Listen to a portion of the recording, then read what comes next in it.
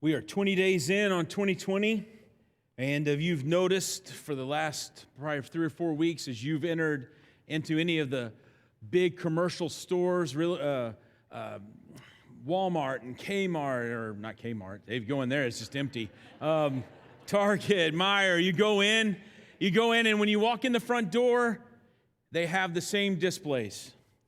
You can get your protein bars, you can get your fitness gear, you can get your workout clothes, you can get all the equipment you need. Everything is set up because they know this is the type of year when people start trying to make those decisions in their life. The last few weeks, as Pastor Keith's been talking about fresh starts. That many of you and ourselves, all of us collectively, we've made some decisions. Maybe you said, you know what, this year I'm cutting out. I'm cutting out sugar. I'm going to cut out bread. I'm going to cut out carbs. Basically, you made a decision to not eat anything that tastes good. Those are the decisions that were made. But maybe you made some other decisions. Maybe you made some decisions about how you're going to use your time, how you're going to spend your money, how you're going to handle relationships, how you're going to deal with your faith, the spiritual journey that you're on. Maybe you made some decisions that way.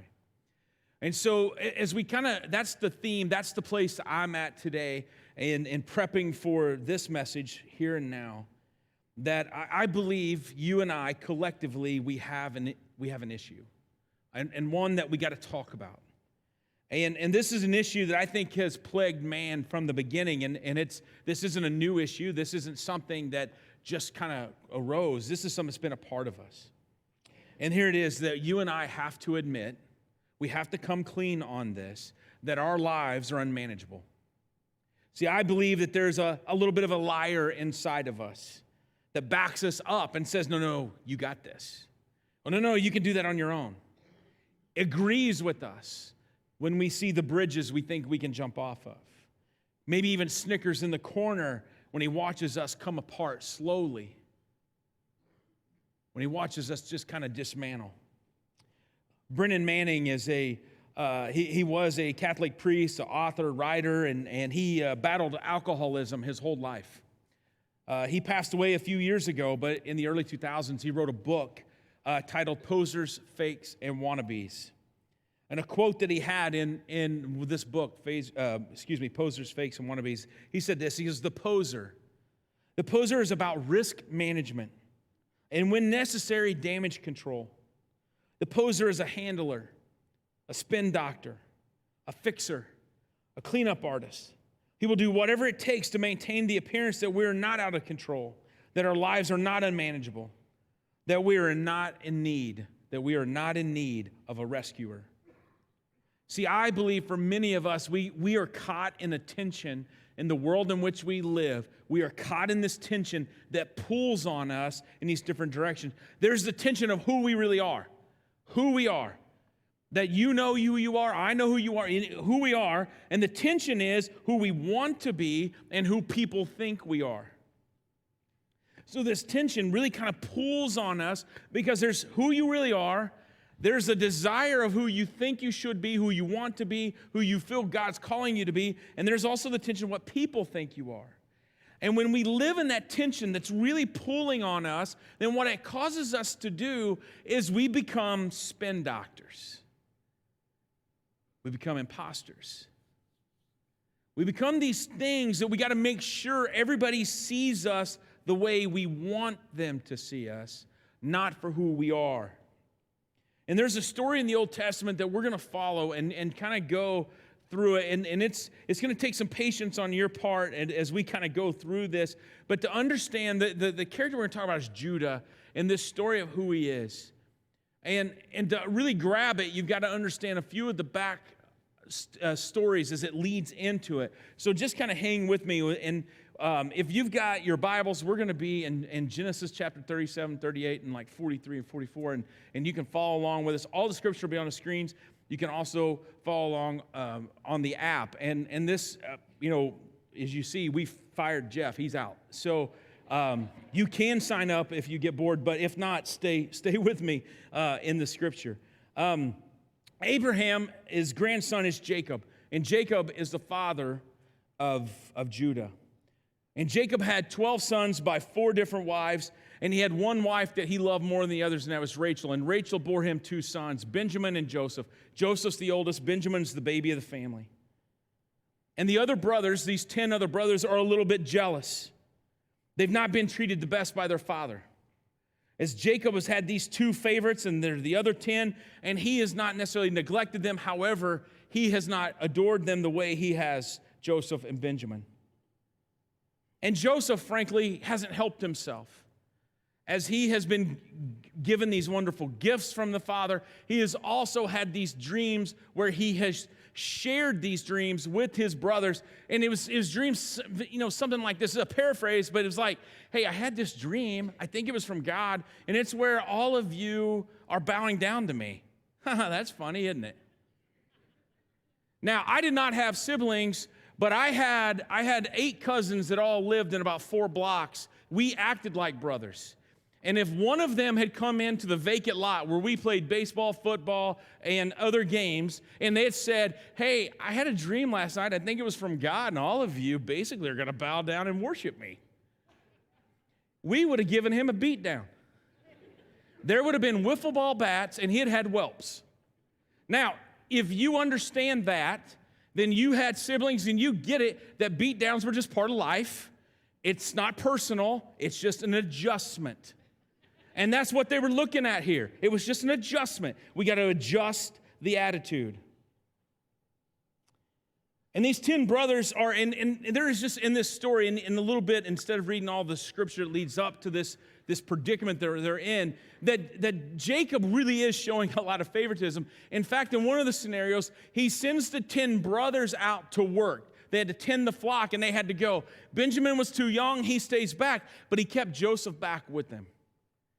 And after a few days, the message that would have been sent to the brothers is, I need you all to go work, but I'm going to play checkers with my favorite. I'm going to get some one-on-one time. And so when the brothers go out to work, I am sure there was conversation about, when we get back, he needs an adjustment. He needs an adjustment. I'm sure they were beginning to have those conversations. And then Jacob does this, and I don't quite understand it, but he says, listen, I need you to go out, Joseph, and check on the others, and then report back to me. In other words, once you go check on them, make sure they're doing the job. And see, where I grew up on our vacant lot with my cousins, we had a saying, and it's like this, and I want to make sure I quote it right. Snitches get stitches. All right, and so that was it. Now, maybe you had that in your neighborhood too, but there would have been more whelps involved. And so that's where it was. And this is what it is. And so they send Joseph out into the fields to see the brothers. The brothers see him coming, and they've had it. They've had it with the predictions. They've had it with the favoritism, and they know why he's coming out. This would not have been the first time that Joseph went back and said, hey, look, I don't think Judah's really pulling his weight. You should talk to him, Dad. And they're done. And so they have a plan, and it says, this is it. We're going to kill him. We're going to kill him.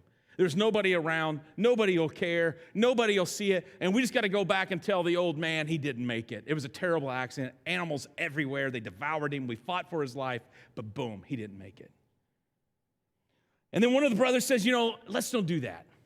Let's just throw him over in this cistern. A cistern was a big well. It was empty. Let's just throw him down in the well, and he'll, if he dies, he dies, but let's throw him down there, and then we don't have to say we didn't kill him. We just threw him in a well he can't get out of, which is great logic. And so this is the best part of this whole passage is they throw him down in the well, and then they're like, y'all hungry? Let's eat. And they fix a meal. So it says they threw him in the cistern, then they went to eat. Now, that is true brotherly love. They were so ticked off, they didn't care. Can you imagine hey, guys, it's funny. Can you let me out? No. And, they just leave him. But then Judah says this. Judah says, let's think this through. We can save face. We can make a little money. And we only have to tell a half lie. Genesis 37 says this. Judah said to his brothers, what will we gain if we kill our brother and cover up his blood? Come, let's sell him to the Ishmaelites and not lay our hands on him. After all, he is our brother, our own flesh and blood. And his brothers agreed. So integrity is not really the thing here. This isn't the strong suit we're talking about. And maybe he saved Joseph's life. I mean, who knows what happens in the cistern? But this was not a decision based out of love for Joseph. This was a decision of, I really don't know that I want his blood on my hands, and we can make a little money. This is an opportunity that we can save face. He didn't want the blood on his head. He didn't want this. And so after the brothers break the news to Jacob that Joseph didn't make it, there was this terrible fight. The animals, they sold him into slavery. They didn't tell him that part. They just said he died. And the weep, I'm sure he wept. There was the wailing and all that. They used this whole made-up story. And then in chapter 38, Judah decides it's time to move on. Now, why did he move on? I don't know. Maybe he said, hey, I can't stand to look at the old man like this. I know he's hurting his eyes. We did this. Maybe he just thought, I need a clean start. Maybe he needs a fresh start. And maybe, sometimes this happens in our life where we say, I've done this thing that's wrong. I've tore this thing apart. I've messed up. I have failed. And so what I need is a fresh start. I need to course correct. And see, when we make proclamations without action, then it kind of leaves us a little bit vulnerable because there has to be a step forward to make a change. Our proclamations don't fix us. So we can say, I need to move on. I need a fresh start. I need a new beginning. But if we don't make any adjustments, we don't have any course corrections, we don't have any adjustments, then we tend to go back to the pattern we have. And so there are people that have made decisions and they said, I need a fresh start. And so what we do is we leave. We leave for all kinds of reasons. We leave in relationships. We leave in jobs. We leave in all these things. And we think that it's just going to course correct itself. And nothing has changed inside of us. And then what we find out, it hasn't changed at all. So the story that we see is that Judah moves on. He finds his friend Hirah and Adullam, and he finds himself a Canaanite wife and begins his family. And so when you first read that passage, you think, well, that seems logical. He's, a man, he's looking for his wife, and he begins. However, Judah's already broken one of the laws that was given to the people, and he would have known this. In Genesis 24:3 and also in 28:1, God tells the patriarchs to avoid Canaanite women. You need to avoid them. And so as he starts his new life, his fresh start, his new 2020, he begins this way, and this is what happens. He takes a wife that he's not supposed to have. He's on the wrong foot already. In his fresh start, he's already become an imposter. And Judah is an imposter. He's already sold his brother into slavery. He's already lied to his dad about what happened to him. Instead of facing the music, instead of coming clean and doing this, he moves to a foreign land, and he breaks the command about marriage that he knew God had already shared with him.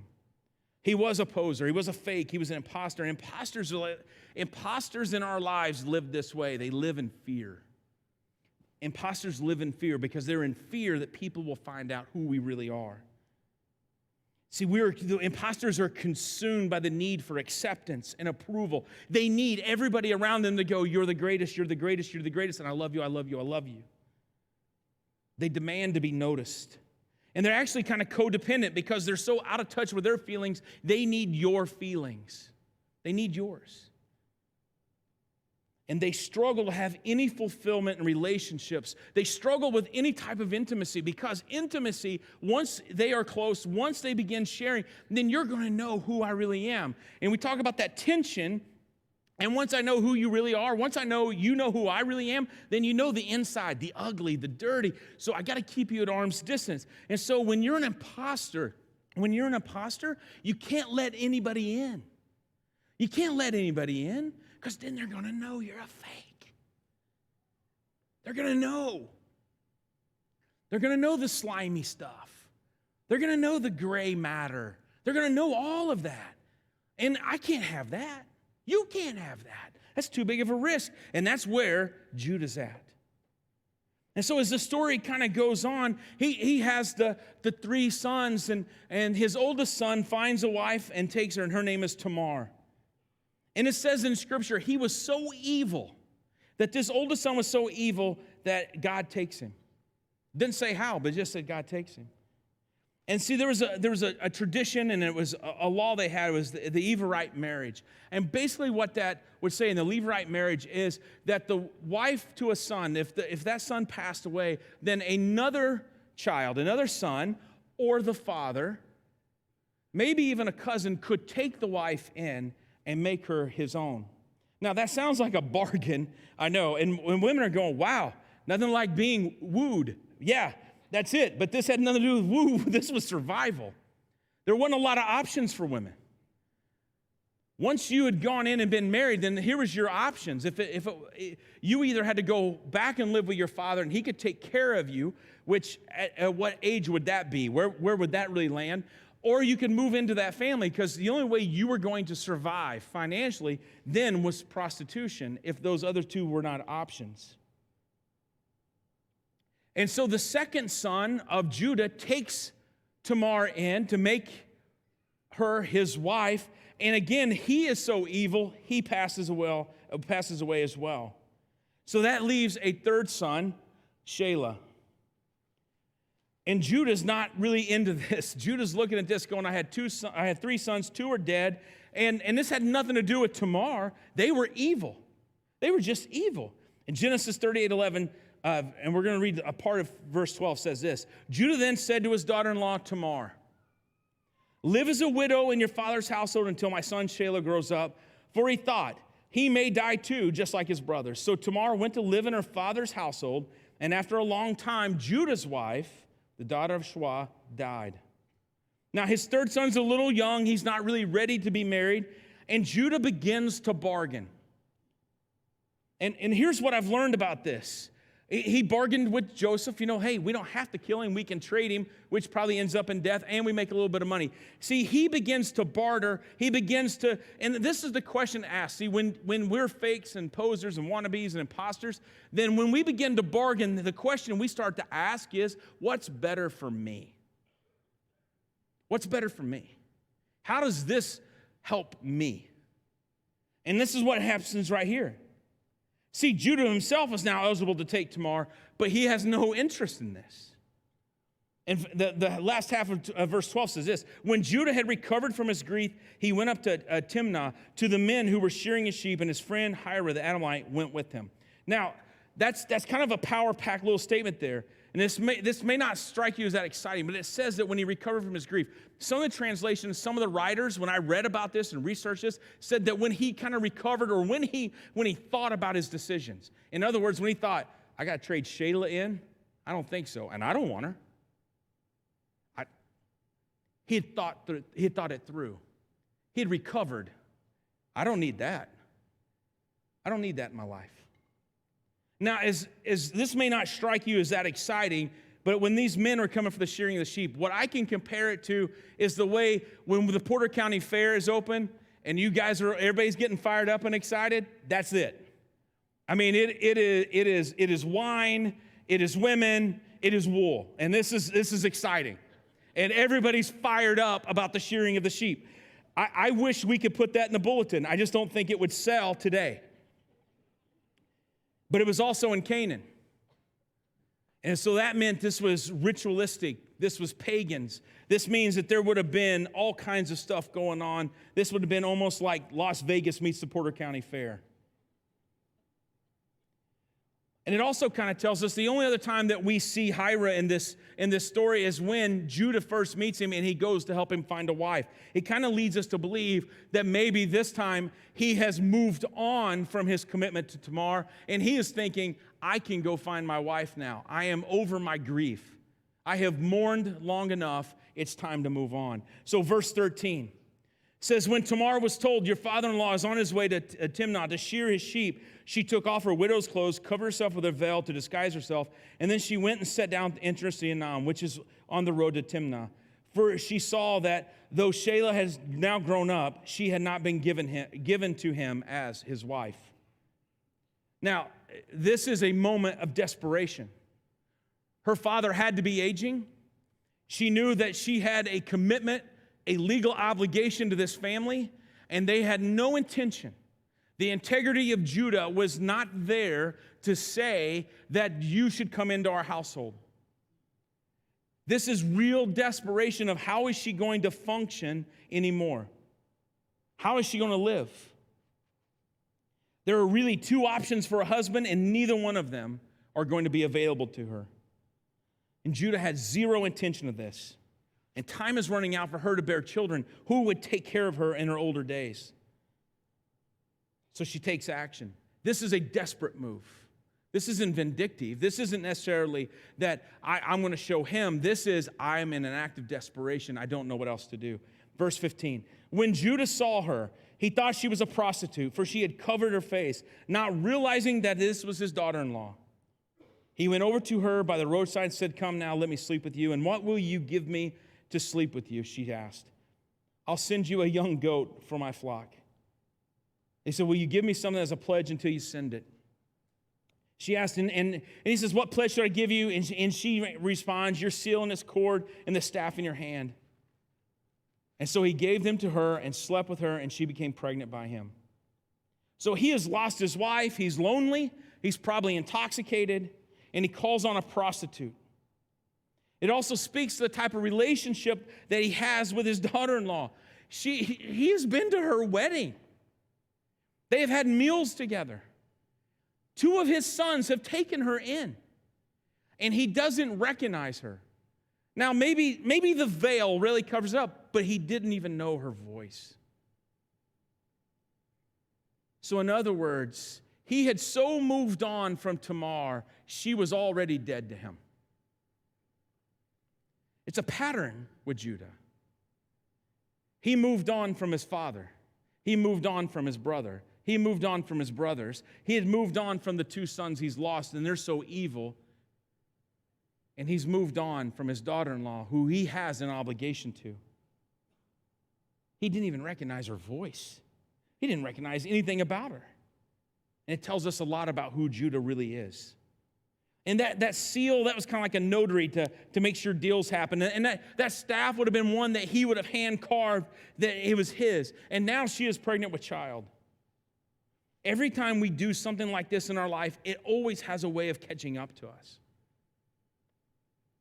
There's only so long you can hide. Verse 19 says this. It says, after she left, she took off her veil and she put on her widow's clothes again. Meanwhile, Judah sent the young goat by his friend, the Adamite, in order to get his pledge back from the woman. But he did not find her. He asked the men who lived there, where is the shrine prostitute who was beside the road? There hasn't been any shrine prostitute here, they said. So he went back to Judah and said, I didn't find her besides. The men who lived there said, there hasn't been any shrine prostitute here. And then Judah said, let her keep what she has, or we will become a laughingstock. After all, I did send her the young goat, but we didn't find her. So there's two things in this, that he is so embarrassed, he sends a friend, not a servant. He didn't want any of his employees to know what's going on. He can't risk the word getting out. It says, I will become a laughingstock. See, when we're spin doctors, we're imposters, we're fakes, we're wannabes, we're posers, we got to make sure nobody knows what's going on. We got to keep moving it. We got to keep pretending. We got to keep face. He couldn't tell his dad about the truth with Joseph. He couldn't tell Tamar the truth about Shelah, and he couldn't let the people know who he really is. So we got to keep it moving. We got to keep hiding. We got to keep spinning. Verse 24 says this, about 3 months later, Judah was told, your daughter-in-law Tamar is guilty of prostitution, and as a result, she is now pregnant. And Judah said this, bring her out and have her burned to death. As she was being brought out, she sent a message to her father-in-law, I am pregnant by the man who owns these. And she added, see if you recognize whose seal and cord and staff these are. Judah recognized him and said, she is more righteous than I. Since I wouldn't give her to my son Shelah, and he did not sleep with her again. I mean, he didn't even ask what happened. He didn't even ask what caused this? Did you have to offer yourself up into prostitution? Were you raped? What happened? See, it's the irony to me is her infidelity was an embarrassment to the family. Her infidelity caused the crime to be paid out, and that was burned to death, which would have been typical. They could have done that by law, and nobody would have thought anything about it. He immediately says, you're an embarrassment, death. His infidelity was, well, boys will be boys. And by waiting to the last minute, by waiting to that last moment, she forced the opposer to come clean. He did not have a choice. See, he has spent his whole life working hard to impress. He has spent his whole life, when he did his fresh start, when he left the brothers, and when he left his dad, and everything that happened with Joseph, when he wanted that fresh start, he went there into this community. He probably joined the Rotary. He was a volunteer at the local school. He did all these things. He coached his kids' t-ball games, which you got 12, you got your own team. He did all of those things. I mean, he would have gone out. He would have been involved. He would have worked hard. He would have worked hard at keeping people from knowing who he really was. There's no way to spin this. He has to own it. And his line had to sting. His line is, she's more righteous than I. Now, the story could end there, and we could probably go home. But see, again, if you make a proclamation and there's no action behind it, then they're words. So what happens after he makes this proclamation? You are more righteous than I. So what happens next? Well, if you fast forward 20 years, there's a horrible famine in the land. And Jacob's family, Judah's dad, Jacob, his family is in great need, and the food that they could get is in Egypt. Now, none of them know that Joseph, the one they traded, has moved up the ranks, and he is the second in command of all of Egypt, and he's the one in charge of the food. And Joseph has this plan to bring his family together, and he knows it would take Benjamin. It would take bringing Jacob's favorite child that he thinks is alive and bringing him out. And Jacob is hurt, and the brothers have reported back, if we're going to get the grain, if we're going to get the food, if we're going to survive, Dad, we need to take Benjamin in. We got to take him in. This guy from Egypt really wants to see Benjamin. We don't know why. We don't know what the plan is. This is what we got to do. And Jacob is really torn. He's lost one son, and he doesn't want to lose the other. And he doesn't know what to do. And this is what happens. And Judah steps up. Chapter 43, verse 8. Then Judah said to Israel, his father, Israel's another name for Jacob, send the boy along with me, and we will go at once, so that we and you and our children may live and not die. I myself will guarantee his safety. You can hold me personally responsible for him. If I do not bring him back to you and get him here before you, I will bear the blame before you all my life. As it is, if we had not delayed, we could have gone and returned twice. For the first time since he said, she's more righteous than I, he says, I will take responsibility. I'll take responsibility. Put Benjamin in my care. And together the brothers, they take off and they go to Egypt. And the official is testing Judah about his word. And the official in Egypt is saying, I want to keep Benjamin. He threatens him. I'm keeping him. And really, this is an opportunity. And see, what's hard is when you've been a poser, you've been an imposter, you've been a liar, you do these things, when opportunity arises, it's hard not to grab a hold of it. And so all of a sudden, they got rid of Joseph. They would have felt the same way about Joseph they felt about Benjamin. And all of a sudden, this official in Egypt says, give me that boy. And you're like, ding, ding, ding, you can have him. This would have been a great opportunity. He could go back and say, Dad, I did my best. I put up a fight. But it was the whole Egyptian army, and if I trade Benjamin, then everybody else gets to live. It's a good trade. Maybe we get him back later. I can begin to bargain, because I've done that before. Maybe I could spin this a little bit better. Maybe I could work it a little bit harder, but really, Dad, this isn't bad. Those thoughts had to run through his mind. But he has an opportunity. It had been easy, and really nobody would have blamed him.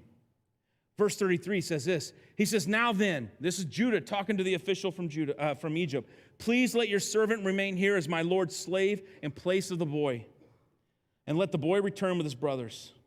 How can I go back to my father if the boy is not with me? No, Do not let me see the misery that would come on my father. Whoa.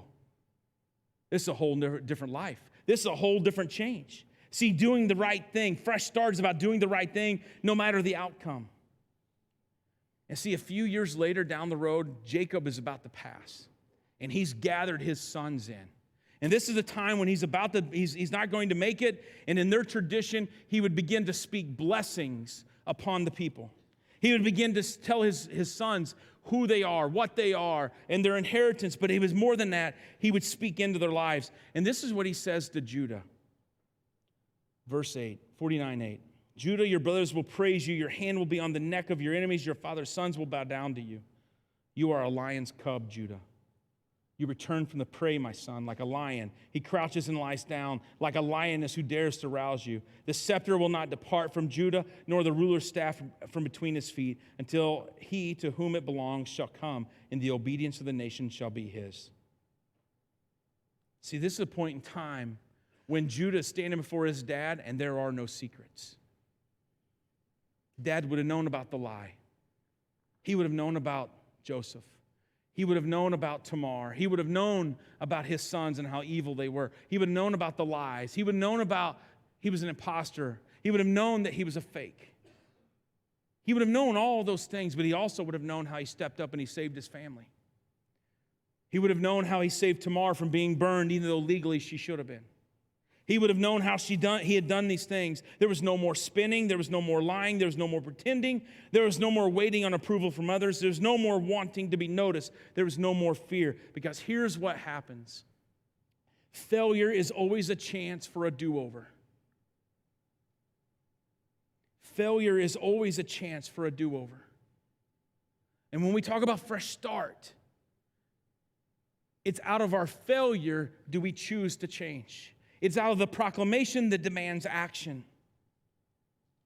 And Judah's descendants would be king. I mean, Jacob's 12 sons, Judah being one of the 12, become the tribes of Israel.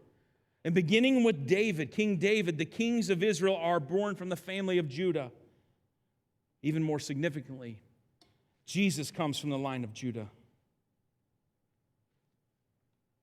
See, I believe we are pretending that our lives are manageable. And it's really hard for us, it's very difficult for us to receive and acknowledge the grace of God that He gives us until we admit it. It's really hard for us to embrace it and take it in when we stop using damage control, when we got to come clean. We got to fire the spin doctor. We got to put the poser out the misery. This book I found is by Phil Anderson. He wrote this book called Breaking the Rules. And I want to read this little passage to you. Because I'm going to be honest, this passage, it shook me. It really messed with me. And this is what he wrote in this book. My highest hope is for all to stop trying to fool others by appearing to have our act together. As people living in intimate union with God, we need to become better known for what and who we actually are. Perhaps a good place to begin would be telling the world before the world does its own investigation that we are not as bad as they think, we're actually worse. At least I know that I am worse. Let's get real. For every mean-spirited, judgmental thing someone has said, I have thought something nastier, more hateful, and more cutting about one of my neighbors. For every brother or sister whose moral failure has been exposed to the world, I have failed privately. No matter how boring followers of Jesus may appear to be on the outside, they don't know the half of it. Trust me. If we really believe, the gospel we proclaim will be honest about our own beauty and brokenness, and the beautiful broken one will make himself known to our neighbors through the chinks in our armor and theirs.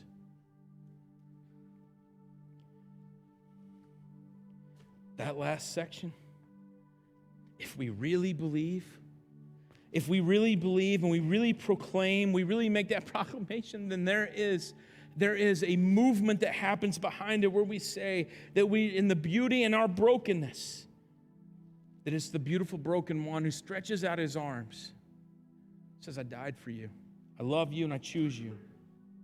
that it's through that relationship, nothing that you and I do, but it's through that relationship that our neighbors can know him through the chinks in our armor. I got to tell you, that messed with me. That rattled me. Because I believe in fresh starts. I believe that there's options. When we admit failure, then that's when a new beginning can happen. And I believe we're there. But I also believe there are so many in the room that we're so busy spinning it. We're so busy protecting it that we are not living the life that God has called you to live, because out of fear that somebody's going to know who you really are. We know. We know. I want to be respectful of your time, and I want us to sing this song, but I'm going to invite you to stand.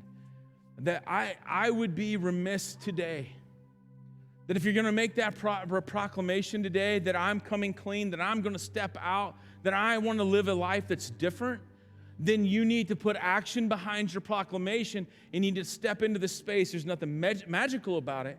However, it is an opportunity to come clean. It's not for anybody to throw darts or arrows at you or to point fingers and say, oh, look at them. It's an opportunity to say, I don't care.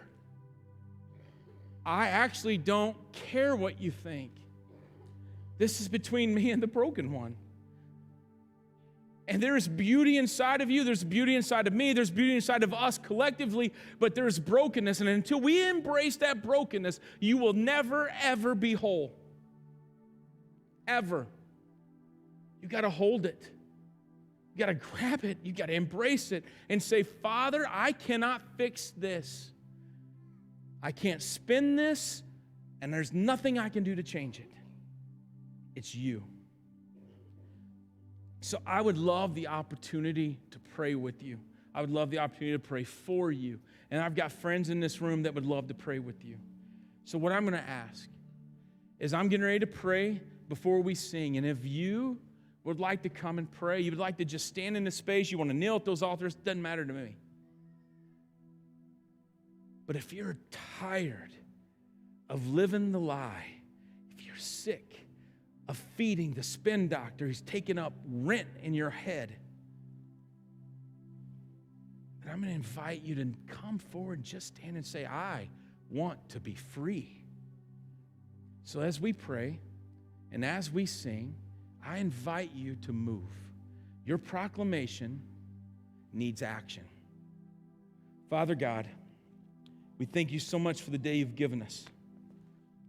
We thank you so much for the story that we have and from Judah, who lived a life that was unbecoming, but makes this unbelievable proclamation to live a better life. And Father, now I just pray that I know that there are voices speaking in people's heads and saying, don't move. I know there are voices inside our heads saying, you don't need that. And Father, I ask that you give them the courage that they need to take the step, that the action will follow the proclamation, that we don't do it in private, we do it in public, so the world will know that who you are, who we are is through you, and they will know through the chinks in our armor that we know that we're broken, we know that we're messed up, we know that we're hurting, but there is hope and there is healing in you. So Father, now I pray for courage. I pray for courage. And we ask these things in your most powerful and precious name. And everybody said,